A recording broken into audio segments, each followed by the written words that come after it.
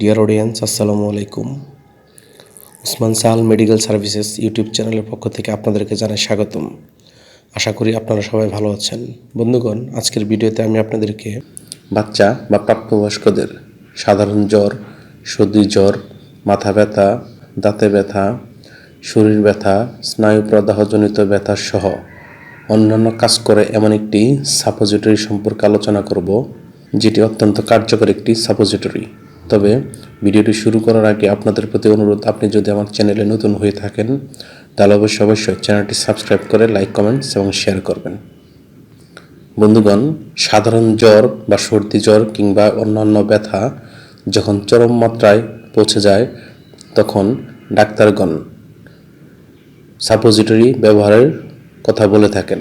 আর ডাক্তারগণ সাধারণত যে সাপোজিটরি কথা বলে থাকেন তার নাম হলো মোমোডল সাপোজিটরি।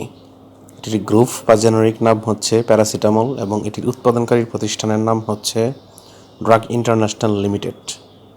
এই সাপোজিটরিটির প্রতি পিসের দাম মাত্রাভেদে যথাক্রমে 5 টাকা, 6 টাকা এবং 8 টাকা।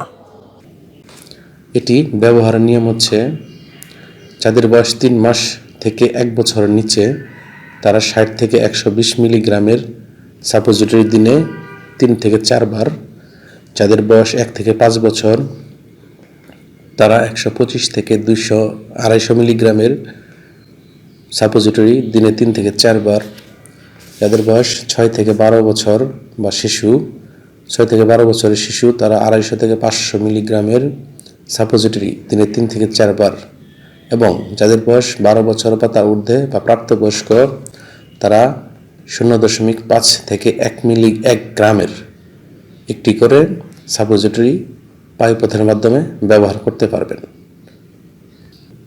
এবং এটি 3 থেকে 4 বার ব্যবহার করা যাবে।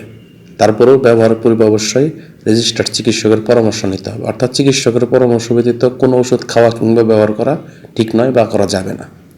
এটি ব্যবহারের পর চামড়ায় ফুসকুড়ি, অ্যালার্জিক রিয়াকশন হিসেবে দেখা দিতে পারে এবং এটি হচ্ছে সাইড এফেক্টস। গর্ভাবস্থা এবং স্তন্যদানকালীন সময় এটি দেওয়া যাবে কিনা সেটির পরামর্শ ডাক্তারের কাছ থেকে নিতে হবে।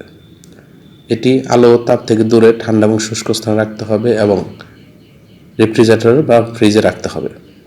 ধন্যবাদ।